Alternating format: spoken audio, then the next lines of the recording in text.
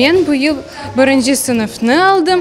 Мен балаларға істейм, öğretmеге ана тілімізні, урф әдетлерімізні, ватанға севгі ашламақ істейм.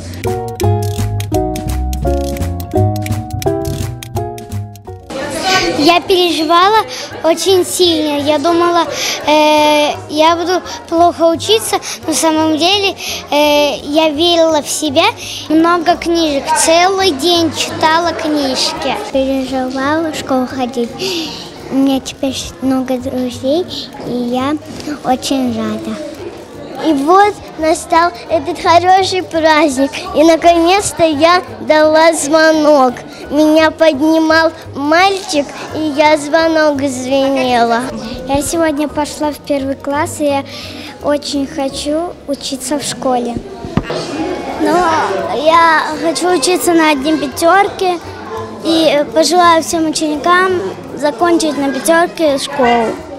Ben bugün mektepke geldim, da okuyacağım, öğreneceğim ve çok şey bileceğim.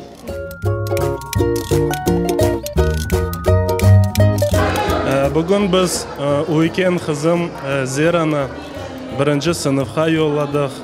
Allah kısmet etse endi mektep devri başlayacak umurunda.